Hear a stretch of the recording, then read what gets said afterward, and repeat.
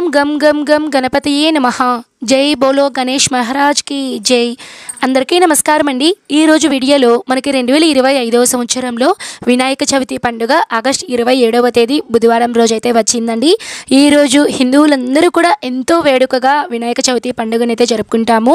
వినాయక చవితి రోజున పూర్తి పూజా విధానం మీరు ఉదయం ఇంటికి గణపతిని తెచ్చుకున్న దగ్గర నుంచి పూజ అయ్యేంత వరకు, అంటే వ్రతకథ, మంగళహారతి, స్వామి నిమజ్జనం అయ్యేంత వరకు ఎటువంటి విధి విధానాలు పాటించాలి, నియమాలు, నైవేద్యాలు, ఏ పనులు చేయాలి, ఏ పనులు చేయకూడదు అన్నీ కూడా క్లియర్గా నేను ఈ వీడియోలో ఇన్ఫర్మేషన్ అనేది ఇస్తున్నానండి. తప్పకుండా వీడియోని మాత్రం స్కిప్ చేయకుండా చివరి వరకు చూసే ప్రయత్నం చేయండి. మీకు ఇంకా ఎవరైనా సరే ఈ వీడియో చూసాక డౌట్స్ ఉంటే ఖచ్చితంగా కామెంట్ రూపంలో తెలియచేయండి. అందరికీ రిప్లై అనేది ఇస్తాను. వినాయక చవితి పండుగ రోజున ప్రత్యేకంగా మనము ఇంటికి మట్టి వినాయకుడిని అయితే మనం ఇంటికి తెచ్చుకుంటామండి. ఎప్పుడు కూడా మనం వినాయకుడిని పండుగ రోజున ఉదయాన్నే తెచ్చుకుంటే చాలా మంచిదండి. మట్టి వినాయకుడిని ఇంట్లోకి వచ్చే ముందు, అంటే మనం తెచ్చుకుంటాం కదండి, తెచ్చుకునే ముందు గడప దగ్గర స్వామివారికి మంగళహారతితో స్వామివారికి స్వాగతం అనేది పలుకుతూ ఇంట్లోకి అయితే తీసుకురావాలండి. తప్పకుండా ఈ పని మాత్రం ప్రతి ఒక్కరూ చేసుకోండి. పూజ చేసేటప్పుడు తప్పకుండా ఆ రోజునైతే నాన్ వెజ్ అనేది తినకూడదండి. అలానే ఖచ్చితంగా ఆ రోజునైతే తలస్నానం చేసుకోవాలి. కుదిరినంత వరకు నూతన వస్త్రధారణ కానివ్వండి, ఉతికిన బట్టలు అనేటివి వేసుకోండి. మాసిపోయిన బట్టలు అలాంటివి అయితే వేయకండి. తలకి నూనె అనేది పెట్టుకోకండి, ఎందుకంటే పర్వదినం కాబట్టి ఈ రోజైతే నూనె అనేది పెట్టుకోకుండా ఉంటేనే మంచిది. తర్వాత మనం పూజ రోజున ఉదయాన్నే నిద్రలేచి తలస్నానం చేసుకొని ఇంటిని వాకిలిని శుభ్రం చేసుకోవాలండి. ఆల్రెడీ మన ఛానల్లో వినాయక చవితికి సంబంధించి పాలవెల్లి అనేది ప్రత్యేకంగా కడుతూ ఉంటారండి. పాలవెల్లి ఎలా కట్టాలి, అలానే ఒక 2 రోజుల ముందు కానీ ఒక రోజు ముందు కానివ్వండి పూజా సామాగ్రి ఏ ఐటమ్స్ తెచ్చుకోవాలి అన్నీ కూడా క్లియర్గా అన్ని వీడియోస్ మన ఛానల్లో ఉన్నాయండి. ఆ వీడియో లింక్స్ అన్నీ కూడా డిస్క్రిప్షన్లో ఇస్తాను, ఐకార్డ్స్లో పిన్ చేస్తాను, తప్పకుండా చూడండి. పూజ రోజున తప్పకుండా ప్రతి ఒక్కరూ కూడా తెల్లవారుజామున నిద్రలేచి తల్లంటి స్నానం చేసి పూజ గదిని, ఇంటిని, వాకిలిని కూడా మొత్తం మీరు శుభ్రం చేసుకోవాలండి. మట్టి గణపతికి అయితే మీరు పసుపు కుంకుమలు అనేటివి పెట్టుకోవాలి. గణపతికి అయితే తప్పకుండా జంధ్యం అనేది వేస్తారండి. అంటే 9 పోగులు తెల్లదారం అనేది తీసుకొని మీకు మీ దగ్గర ఎటువంటి విగ్రహం ఉంటుందో ఆ విగ్రహానికి సరిపడే సైజుతో మీరు జంధ్యం అనేది వేసుకోవాలండి. తర్వాత గణపతికి ఇష్టమైనటువంటి యాలకల మాల, అలానే ఉండ్రాళ్ళ మాల, వీటన్నిటిని కూడా మీరు వేసుకోవాలండి. ఈ యాలకల మాల ఎలా చేయాలి, ఉండ్రాళ్ళ మాల ఎలా చేయాలి నేను మళ్ళీ క్లియర్గా మీకు తర్వాత వీడియోలో అయితే తెలియజేస్తానండి. అయితే మీరు ఈరోజు పూజ ఎక్కడ చేయాలండి, ఇంట్లో దేవుని రూమ్లో చేసుకోవచ్చా, సపరేట్గా చేసుకోవాలి అంటే ఈ రోజున ప్రత్యేకంగా మీరు పూజ చేస్తారు కాబట్టి నేనైతే సపరేట్గా ఒక పీఠం పెట్టుకొని చేయడమే బెటర్ అని అయితే నేను చెప్తానండి. ఎందుకంటే మనము ఆకులు, పుష్పాలు, నైవేద్యాలు, పండ్లు ఇవన్నీ ఎక్కువ పెడతాం కాబట్టి పూజా రూమ్లో కొన్నిసార్లు ప్లేస్ అనేది సరిపోదండి. ఒకవేళ పూజా రూమ్లో కనుక మీకు ప్లేస్ ఉంటే మీరు హ్యాపీగా పెట్టుకోండి, లేదు అంటే మీరు సపరేట్గా అయినా సరే మీరు పెట్టుకోవచ్చండి. నేనైతే ఇక్కడ సపరేట్గా మా ఇంట్లో హాల్లో పాలవెల్లి అనేది పెట్టుకొని 2 పీఠాలు అనేటివి వేసుకొని ఆ పీఠం మీద ఒక వస్త్రం అనేది వేసుకొని తర్వాత నేను ఒక చిన్న పీఠ అనేది పెట్టుకొని దాని మీద ఒక నూతన వస్త్రం, ఒక ఎర్రటి వస్త్రం అనేది వేసుకొని 3 పిడికిళ్ళ బియ్యం అయితే వేసుకున్నానండి. తర్వాత ఆ బియ్యం మధ్యలో కొద్దిగా పసుపు కుంకుమ అనేది వేసుకొని తర్వాత గణేష్ని అయితే పెట్టుకున్నానండి. గణపతిని పెట్టుకునేటప్పుడు జై బోలో గణేష్ మహారాజ్ కి జై అని 3 సార్లు మీరు చెప్పుకుంటూ గణపతిని అయితే మీరు ఆసనంలో అయితే కూర్చోపెట్టాలండి. తర్వాత గణపతికి మీరు పుష్పాలతో పూలమాలలు, అలానే ఉండ్రాళ్ళ మాలలు, చాలా మందికి తెల్ల జిల్లేడు పూలైతే ఉంటాయండి, వాటితో అయితే మాల కూడా పెట్టుకుంటూ ఉంటారు. నాకైతే అవైతే దొరకలేదండి కాబట్టి నేనైతే రెడీమేడ్గా అయితే ఇలా జిల్లేడు మాలలు, వీటిని మనం వైజయంతి మాల అంటారండి, నేను జిల్లేడు మాలనైతే నేను స్వామివారికి అయితే నేను వేసుకున్నానండి. తర్వాత పుష్పాలతో అలంకరణ అనేది చేసుకున్నానండి. తర్వాత మనం ఇక్కడ పూజలో పసుపు గణపతిని అయితే చేసుకోవాలండి. అదేంటండి మీరు ఆల్రెడీ గణపతికే పూజ చేస్తున్నారు కదా, మళ్ళీ పసుపు గణపతికి ఎందుకు చేయాలి అంటే మనము ఇక్కడ వినాయక చవితి రోజున పూజ చేసేది వరసిద్ధి వినాయకునికండి. వినాయకునిలో కూడా మనకి చాలా రూపాలైతే ఉన్నాయండి. పసుపు గణపతి అంటే మనం చేసేటువంటి పూజలో ఎటువంటి విఘ్నాలు లేకుండా మన పూజకు మంచి ఫలితాన్ని ఇచ్చేది ఆ విఘ్న నివారకుడు గణనాథుడండి. ఆయనకైతే మనము పసుపుతో గణపతిని చేసుకుని పూజ అనేది చేసుకోవాలి. వీలున్నంత వరకు ఇలాంటి ప్రత్యేకమైనటువంటి వ్రతాలు, పూజలకి మీరు పసుపుతోనే గణపతిని చేసుకుంటేనే చాలా మంచిదండి. పూజ అంతా అయిన తర్వాత ఈ పసుపు గణపతిని ఏం చేయాలి, డౌట్స్ అనేటివి నేను తర్వాత వీడియోలో మీకు అందిస్తాను. అయితే నేను ఇక్కడ పసుపు అనేది తీసుకొని అందులో కొద్దిగా గంగా జలంని, కొద్దిగా పన్నీరుని వేసుకొని పసుపు గణపతిని అయితే నేను సిద్ధం చేసుకున్నానండి. తర్వాత కుంకుమ అనేది పెట్టుకున్నానండి. చాలా మందికి ఇంటి ఆనవాయితీ ప్రకారం గౌరీదేవిని కూడా పసుపుతోనే చేస్తారండి. మా ఇంటి ప్రకారం అయితే గౌరీదేవిని పసుపు పసుపుతో అయితే చేయరండి. అందుకని నేను ఓన్లీ పసుపు గణపతిని మాత్రమే పెట్టుకున్నానండి. తర్వాత ఒక చిన్న ప్లేట్లో కొద్దిగా బియ్యము అలానే రావి ఆకు పెట్టుకొని ఆ రావి ఆకు మీద విఘ్న నివారకుని అయితే పెట్టుకున్నానండి. తర్వాత గణపతికి ఇరువైపులా నేను 2 దీపాలు అలా వీలున్నంత వరకు జిల్లేడు ఒత్తులతో దీపారాధన చేయడానికి ప్రయత్నించండి. ఎందుకంటే ఈ జిల్లేడు ఒత్తులతో దీపారాధన చేస్తే దారిద్ర్యం అంతా తొలగిపోయి ఉన్నత స్థాయికి ఎదుగుతారు అని చెప్తారండి. ఈ జిల్లేడు ఒత్తులు మనకి 10 రూపాయలు 15 రూపాయలకి అయితే మనకి 4 ఒత్తులు అయితే వస్తాయండి. వీలున్నంత వరకు కుదిరితే పెట్టుకోండి, లేదు అన్న కూడా మీరు నార్మల్గా దీపారాధన చేసుకోవచ్చు. తర్వాత మీ ఇంట్లో ఎవరైతే చిన్నపిల్లలు ఉంటారో వాళ్ళ పుస్తకాలకి స్వస్తిక్ గుర్తు, పసుపు కుంకుమలు అలానే ఓంకారం ఈ గుర్తులు అనేటివి మీరు పసుపు కుంకుమలు బొట్లు అనేటివి పెట్టుకోవాలండి. మా ఇంట్లో అయితే బాబు ఉన్నాడు కాబట్టి బాబు పుస్తకాలు అలానే నేను యూట్యూబ్లో ఎక్కువగా రాసుకుంటూ ఉంటాను కాబట్టి నా యూట్యూబ్ పుస్తకాలు వీటన్నిటికీ పసుపు కుంకుమలు పెట్టుకొని వినాయకుడి దగ్గర అయితే పెట్టుకున్నానండి. ఎందుకంటే వినాయకుడు చాలా తెలివితేటలు అలానే విద్యారంగంలో కూడా ఫస్ట్ వినాయకుడినే కదండి మనం చెప్పుకుంటూ ఉంటాము. మన ఇంట్లో విద్యాబుద్ధులు అనేటివి మనకి వృద్ధి చెందడానికి తప్పకుండా ఇలా పుస్తకాలకి పసుపు కుంకుమలు పెట్టుకొని పూజలు అయితే పెట్టుకోవాలండి. తర్వాత వినాయకుడి దగ్గర అయితే నేను గొడుగునైతే పెట్టుకున్నానండి. ఒక రాగి గ్లాస్ అనేది తీసుకొని అందులో బియ్యం అనేది వేసుకొని అందులో నేనైతే ఈ గొడుగునైతే పెట్టుకొని వినాయక స్వామి వెనకాలైతే పెట్టుకున్నానండి. చూడండి, మీకు వీడియోలో కనిపిస్తూ ఉంటుంది. చాలా బాగున్నారు కదండి వినాయకుడు చూడడానికి. నాకైతే నా 2 కళ్ళు సరిపోలేదండి. అంత ప్రశాంతంగా అంత సంతోషంగా అయితే నేను పూజ అనేది చేసుకున్నానండి. తర్వాత ఈ విధంగా దీపాలన్నిటినీ సిద్ధం చేసుకొని పూజకు కావాల్సిన సామాగ్రి, నైవేద్యాలు, పండ్లు, పత్రి ఇవన్నీ కూడా మొత్తం అన్నీ పెట్టుకొని మనం పూజకంతా సిద్ధం చేసుకోవాలండి. తర్వాత మనము ఏకాహారతితో దీపారాధన చేయాలి. ఏ పూజకైనా సరే వ్రతానికైనా సరే ఇలాంటి ప్రత్యేకమైనటువంటి పండుగలకి తప్పకుండా మనము ఏకాహారతితో అంటే కడ్డీతో కానీ మనము దీపారాధన చేయాలండి. తర్వాత మనము పసుపు గణపతికి అయితే పూజ చేయాలండి. పసుపు గణపతికి షోడశోప మంత్రాలు తెలిస్తే పూజ చేయండి. లేదు అంటే మీరు ఒకవేళ ఏ మంత్రాలు తెలియకపోతే ఓం గం గం గణపతియే నమః అని మీరు పూజ చేసుకోండి. తర్వాత గణపతి దగ్గర అష్టోత్తరాలు ఇవన్నీ పఠించుకున్న తర్వాత గణపతికి నైవేద్యంగా చిన్న బెల్లం ముక్కనైనా పెట్టండి. నేను నైవేద్యాలన్నీ కూడా కింద ఒక పీట మీద అయితే పెట్టేసుకున్నానండి.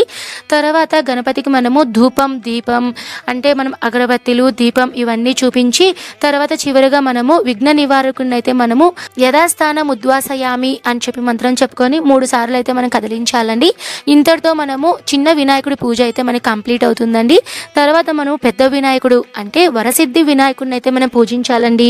గణపతికి ఇరువైపులా మీరు దర్భలు అలానే కలబంద ఇవన్నీ ఉంటాయి కదండి, పత్రిలు, ఆకులు ఇవన్నీ కూడా మీరు స్వామివారి వెనకాల పక్కనంతా పెట్టుకోవాలండి. ఉంటే పెట్టుకోండి, లేకపోతే కూడా పర్లేదండి, స్కిప్ చేసేయచ్చు. తర్వాత గణపతికి అయితే మీరు ముందుగా షోడశోపచార మంత్రాలు అనేవి చేయాలండి. మీ కనుక మంత్రాలు తెలియకపోతే నేను మీకు తర్వాతి వీడియోలో మంత్రాలు అనేటివి వీడియో రూపంలో నేను అందిస్తానండి. ఒకవేళ మీరు ఆ వీడియోని ఆడియో రూపంలో పెట్టుకొని మీరు హ్యాపీగా పూజ అనేది చేసుకోవచ్చండి. ఇప్పుడైతే నేనైతే ఈ విధంగా అయితే పూజనైతే స్టార్ట్ చేస్తున్నాను. ముందుగా అయితే వినాయకుడికి ఆచమనీయం అనేది చేయాలండి. అంటే 3 సార్లు నీళ్ళని తీసుకొని 4వ సారి నీళ్ళని అయితే వదిలేయాలండి. తర్వాత మనము కొద్దిగా అక్షింతలు తీసుకొని భూశుద్ధి మంత్రం ఉత్తిష్టంతు భూత పిశాచః అని చెప్పనేసి మనము ఉత్తమ వైపు అయితే వేసుకోవాలండి. తర్వాత ప్రాణాయామం చేయాలి. తర్వాత వినాయకుడిని అయితే మనము ఆవాహించి ధ్యానం, ఆసనం ఇవన్నీ మనం సమర్పించాలండి. ఒక్కసారి వినాయకుడికి అయితే మనము షోడశోపచార పూజ స్టార్ట్ చేసిన తర్వాత మనము ఎట్టి పరిస్థితుల్లో ఆ వినాయకుని బొమ్మనైతే కదిలించకూడదండి. ఇంకొక విషయం అండి, నేను చెప్పడం మర్చిపోయాను. ఈ రోజున మట్టి గణపతి దగ్గర మీరు గణపయ్య బొజ్జకి ₹1 కాయిన్ అనేది కడతారండి. ఇక్కడైతే నేనైతే కట్టేదైతే నేను చూపించలేదండి, కానీ ₹1 కాయిన్ అయితే నేను స్వామివారి బొజ్జ దగ్గర అయితే పెట్టుకున్నానండి. బొజ్జ అంటే స్వామివారి కడుపు దగ్గర అండి, అలా అయితే పెట్టుకోవాలి అని చెప్తారు. మా అమ్మవార్లు ఎప్పుడు పెడతారు కాబట్టి నేను ఆ విషయాన్ని మీ అందరికీ తెలియజేస్తున్నానండి. ఇప్పుడైతే మనము గణపతికి షోడశోపచార పూజలు అంటే స్వామివారిని ఆవాహించి అర్ఘ్యపాద్యాలను సమర్పించాలండి. అంటే ఓం గం గం గణపతే నమః అర్ఘ్యం సమర్పయామి అని. అంటే ఒక మనిషి అతిథి మనకి ఇంట్లో వచ్చినప్పుడు మనం ఎటువంటి ఉపచారాలు చేసి వాళ్ళని మనం సత్కరిస్తామో ఆ విధంగా నీళ్ళని మనం విగ్రహం మీద చల్లుతూ లేదా నీళ్ళను చూపిస్తూ ఏదైనా ఒక ప్లేట్లో అయితే వేసుకుంటూ స్వామివారికి అర్ఘ్యం సమర్పయామి అని, పాదయోపాద్యం సమర్పయామి అని, యజ్ఞోపవీతం సమర్పయామి అని, వస్త్రయుగ్మం సమర్పయామి అని, పంచామృతం పంచామృత స్నానం, ఇలా మన స్వామివారికి అక్షింతలతో పుష్పాలతో నీళ్ళతో అయితే మనము పూజించాలండి. తర్వాత మనము స్వామివారికి ఓం గం గం గణపతి అయి నమః అక్షితాన్ సమర్పయామి అని అక్షింతలు వేయాలి. తర్వాత శ్రీచందన గంధం సమర్పయామి అన్నప్పుడు గంధం వేసుకోవాలి. తర్వాత పుష్పం సమర్పయామి అన్నప్పుడు పుష్పాలు వేసుకోండి. ఇక్కడ పూలు అనేది వినాయకునికి ఎర్రటి పూలతో పూజ చేస్తే చాలా మంచిది కాబట్టి ఆయనకి ఎర్రటి పూలు అంటే చాలా ఇష్టం అండి. కుదిరితే మీరు ఎర్రటి పూలను కూడా ప్రిఫర్ చేయండి. లేదు అన్నా కూడా మీ దగ్గర ఏ పూలు ఉంటే ఆ పూలతో పూజ అనేది చేసుకోండి. తర్వాత మీరు గణపతికి అంగ పూజ అనేది చేసుకోవాలండి. అంటే గణపతి యొక్క అంగాన్ని ప్రతి భాగాన్ని కూడా మనము పూజిస్తూ స్వామివారి దగ్గర పసుపు కుంకుమలు అక్షింతలతో మనం పూజ చేసుకోవాలండి. అంగ పూజ అంతా పూర్తయిన తర్వాత మీరు గణపతికి అష్టోత్తర శతనామావళి పూజ అనేది చేసుకోవాలండి. ఇప్పుడైతే నాకు తెలిసి ప్రతి ఒక్కరికి గణపతి అష్టోత్తరాలు అయితే తెలుసండి. ఒకవేళ తెలియకపోయినా కూడా మీకు మన ఛానల్లో వీడియోస్ అయితే చాలా ఉన్నాయండి. అష్టోత్తరాల వీడియోస్ తెలియకపోతే మీరు ఆ వీడియోస్ని ఆడియో రూపంలో వింటూ మీరు గణపతి దగ్గర పుష్పాలతో లేదా గరికతో పూజ అనేది చేసుకోవండి. ఈ రోజున ప్రత్యేకంగా గరికతో పూజ చేయడానికి ప్రయత్నించండి. ఎందుకంటే గరికతో పూజ చేస్తే చాలా మంచి ఫలితాలు అనేటివి వస్తాయండి. గరికతో పూజ చేసుకోండి అష్టోత్తరాలు. తర్వాత పత్రి పూజ అండి, ఏకవింశతి పత్రి పూజ అని అంటారండి. అంటే 21 రకముల పత్రములతో పూజ అనేది చేస్తారండి. నాకు తెలిసి ఈ రోజున వినాయక చవితి రోజున ప్రత్యేకంగా ప్రతి కూరగాయల మార్కెట్లో కానీ ప్రతి మార్కెట్లో కూడా ఎక్కువగా ఈ వింశతి పత్రాలు అనేటివి 21 రకములవి ఒక కట్ట రూపంలో అమ్ముతూ ఉంటారండి. కుదిరితే మీరు అవి తెచ్చుకోవడానికి ప్రయత్నించండి. సిటీస్లో ఉండే వాళ్ళకి ఆల్మోస్ట్ ఇలానే వాళ్ళు మొత్తం సెట్గా చేసి మనకు అమ్ముతారండి. కుదిరితే అలా చెయ్యండి. లేదు అంటే మీకు చుట్టుపక్కల ఎటువంటి ఆకులు ఉన్నాయో వాటన్నిటిని తెచ్చుకొని మీరు పూజ అనేది చేసుకోండి. మొత్తం 21 రకాలైతే ఆకులు ఉంటాయండి. అయితే ఇక్కడ మీకు ఒక సందేహం అయితే వస్తుందండి, తులసి దళంతో పూజ చేసుకోవచ్చా, చాలా మంది చేయకూడదు అని చెప్తారు కదండి. అంటే మీరు ఈ పూజలో మీరు తులసి దళంతో పూజ చేసుకోవచ్చండి. సాక్షాత్తు మనకి బ్రహ్మాండ పురాణంలోనూ చెప్పబడింది. అలానే వినాయక చవితి వ్రతకల్పం పుస్తకంలో కూడా చెప్పబడిందండి. మనం తులసి దళంతో చేసుకోవచ్చు, అలానే రేగి ఆకులతో చేసుకోవచ్చు, రావి ఆకులు, జిల్లేడు ఆకులు, తమలపాకులు, అలానే మామిడి ఆకులు, ఇలా మనకి మొత్తం 21 ఆకులు అయితే ఉన్నాయండి. వీటన్నిటితో కూడా చేసుకోవచ్చండి. లేకపోయినా సరే ఒక గరికతో అన్నా చేసుకోవచ్చు, లేదా ఒక్క ఆకుతో అన్నండి. మీకు ఏవి దొరికితే ఆ ఆకులతో కూడా మీరు పూజ అనేది చేసుకోవచ్చండి. తర్వాత స్వామివారి నైవేద్యం విషయంలో చాలా మందికి ఒక సందేహం ఉంటుందండి. ఏ నైవేద్యాలు సమర్పించాలండి, ఎన్ని నైవేద్యాలు సమర్పించాలి అంటే లేకుండా మనము భోజన ప్రియుడు అని చెప్తామండి. ఈ రోజున ఆయనకు ఇష్టమైనటువంటి నైవేద్యాలన్నీ కూడా మీరు చేసుకొని, ముఖ్యంగా ఉండ్రాళ్ళు, కుడుములు, బెల్లం పానకం, వడపప్పు, పులిహోర, దద్దోజనం, పొంగలి, అటుకులు, లడ్లు, బూందీ ఇవన్నీ కూడా వినాయకునికి అయితే పెడుతూ ఉంటారండి. మీ శక్తి కొలదండి. మీరు 9 రకాలు కానీ ఏవి పెట్టినా సరే మీరు బేసి సంఖ్యలో పెట్టేలా చూసుకోండి. 1 రకం కానీ లేదా 3 రకాలు, 5 రకాలు, 9, 11, 21, 13 ఇలా ఎన్ని రకాలైనా సరే మీరు స్వామివారికి నైవేద్యాలు అయితే చేసుకోవచ్చండి. మోదకాలు అనేటివి కూడా ఎక్కువగా పెడుతూ ఉంటారండి. అది ఒకవేళ మీ హెల్త్ అనేది బాగుంది, మేము ఇన్ని చేయగలం అని అనుకుంటే మీరు చేసుకోవచ్చండి. ఇలా మీకు ఎన్ని నైవేద్యాలైనా చేసుకోవచ్చండి. తర్వాత ఈ నైవేద్యాలన్నీ మీరు పూజలో పెట్టుకోవాలండి. ఈ విధంగా మీరు గణపతికి అయితే షోడశోపచార పూజలు, అష్టోత్తరాలు ఇవన్నీ పఠించిన తర్వాత గణపతికి అయితే మీరు ధూపం అయితే వెలిగించాలండి. ధూపాన్ని చూపించాలి. తర్వాత దీపాన్ని చూపించాలండి. మీరు వెలిగించుకున్నటువంటి దీపాన్ని ఆ గణపతికి అయితే చూపించాలండి. ఇక్కడ నిమజ్జనం విషయంలో చాలా మందికి సందేహాలు అయితే వస్తాయండి. మరి పూజ ఎప్పుడు చేయాలండి, ఎప్పుడు నిమజ్జనం చేయాలి అంటే నార్మల్గా అయితే మేమైతే ఎలా చేస్తామంటే ఉదయం పూజ అనేది చేస్తామండి. అంటే ఉదయం ఆల్మోస్ట్ ఈ రోజు అన్ని నైవేద్యాలు చేయాలి కాబట్టి 10 గంటల సమయంలో అయితే పూజ అనేది స్టార్ట్ చేసుకుంటామండి. 10-10:30 అయితే అవుతుంది. పూజ కంప్లీట్ అయ్యేసరికి 1 గంట అట్లా అయితే అవుతుందండి. ఈజీగా 1 గంట పైనే పడుతుందండి మనకి పూజ కంప్లీట్ అవ్వడానికి. మేమైతే ఉదయం పూజ చేసి సాయంత్రం నిమజ్జనం అనేది చేస్తామండి. ఒకవేళ మీరు 3 రోజులకు చేయాలి లేదా 5 రోజులకు చేయాలి అని అనుకున్నప్పుడు నిత్యం మీరు గణపతి దగ్గర దీపారాధన చేసి గణపతికి అయితే మీరు ఆయన దగ్గర పెట్టినటువంటి పత్రాలు, పూలు అవన్నీ వాడిపోయి ఉంటాయి కదండి, వాటిని మాత్రమే మీరు తీస్తూ మళ్ళీ ఫ్రెష్గా పూలను పెడుతూ మీరు గణపతికి దీపాలను వెలిగించుకొని ఏదో ఒక నైవేద్యం అండి. ఎందుకంటే ఆయన భోజన ప్రియుడు కాబట్టి ఆయనకి నైవేద్యాలు అనేవి మనం ఎక్కువ పెట్టాలండి. ఉండ్రాళ్ళు ఆయన మనం ఎంత బాగా పెడితే మనకి అంత బాగా తప్పగా ఆయనకు వరాలు ఇస్తాడు అని చెప్తారండి. అసలు గణపతికి పూజ చేస్తున్నంతసేపు నా మనసు అయితే చాలా ప్రశాంతంగా ఒక మంచి పాజిటివ్ వైబ్తో అయితే ఉందండి. చాలా హ్యాపీగా అయితే పూజ చేసుకున్నానండి. తర్వాత గణపతికి అయితే నేను ఈ విధంగా ధూప దీప నైవేద్యాలన్నింటినీ సమర్పించాను. తర్వాత గణపతికి అయితే నేను మంగళహారతి అనేది ఇచ్చానండి. తర్వాత నేను ఇలా టెంకాయనైతే కట్టుకున్నానండి. ఒకవేళ టెంకాయ అనేది మీరు పెట్టుకోవచ్చండి. చాలామంది కలశం పెట్టుకున్న వాళ్ళు ఉంటే కలశం పెట్టుకుంటారండి. మేమైతే ఈ పూజకైతే కలశం అనేది పెట్టుకోమండి. అందుకనైతే కలశం గురించి అయితే నేను ఎక్కువగా అయితే ఈ వీడియోలో చెప్పలేదండి. బట్ మీకు డౌట్ అనేది వస్తుంది అని నేనైతే ఇప్పుడు మీకైతే క్లియర్గా చెప్పానండి.